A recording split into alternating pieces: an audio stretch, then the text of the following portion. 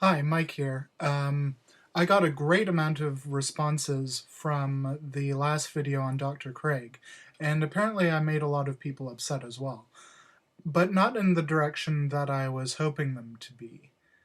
I really wanted to raise people's moral indignation about the types of theories that Dr. Craig puts out. So now I'm going to up the ante a little. I'm going to present something that I think is a little more outrageous than the other things. I was planning to put this into the first video, but this time I really wanted to edit it so it was lengthened out, that no one can accuse me of quote mining or anything like that. Here is Dr. Craig as an apologist for genocide in the Bible. Now, you might say, well, what about the children, though? The children hadn't done anything wrong, so how could God command them to be destroyed? Well, here I think, Kevin, we need to look at the destruction of the Canaanite children in the wider context of God's commandments to Israel not to assimilate to pagan nations and practices. God gave Israel an incredibly complex law that distinguishes between clean and unclean. And some of these regulations are so bizarre to us as moderns, like don't wear cloth that's a mixture of linen and wool, or don't have milk and meat cooked in the same vessel. The point of these strange and arbitrary distinctions between clean and unclean seems to be to avoid mixing things together. These are parables, as it were. They are living illustrations, tangible illustrations of how you are not to assimilate to these pagan nations and peoples all around you. And so the destruction of the Canaanites wholesale, even the children, is just one more terrible, tangible object lesson of the prohibition of not assimilating. They are not even to assimilate racially with these Canaanite children by allowing them to live, grow up, and intermarry with Israelis. So God has them even take the lives of the children to prevent this. Now, notice that in doing so, God doesn't do anything wrong to those children.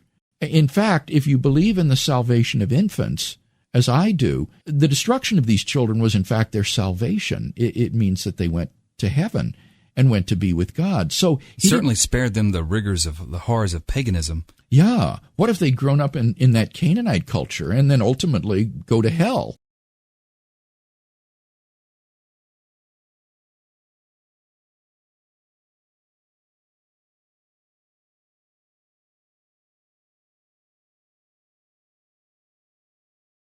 Here's what I want to contend.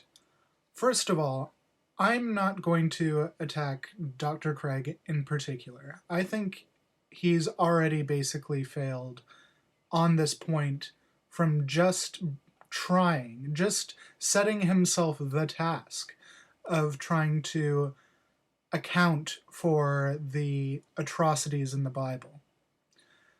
Secondly, I'm not quote mining him. I'll put the information, as much as I know about the podcast where I took that from, in the underbar. Cut it any way you want. Respond with videos if you like. If you think that this makes sense, then I definitely want to hear from you.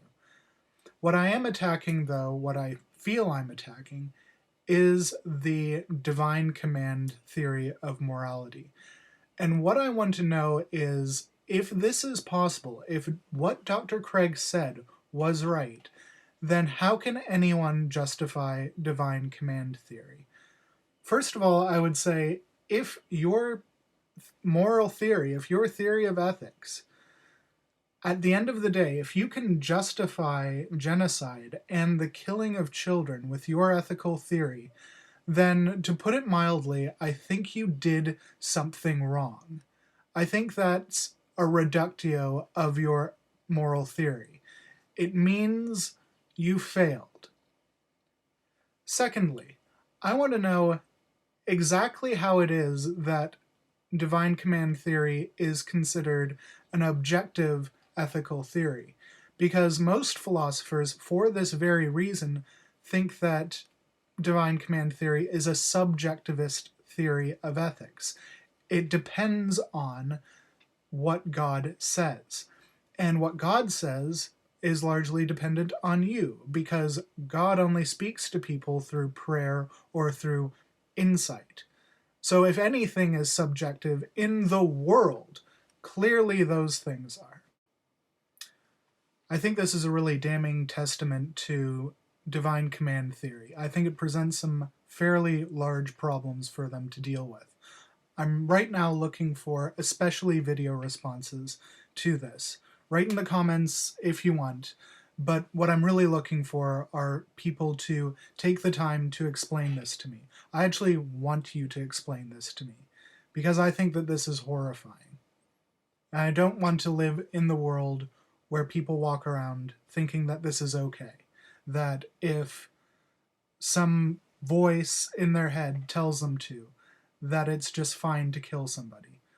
Or that if God told them to, or they think God told them to, that they'd kill me and everyone I know just as easily as if they were taking out the laundry.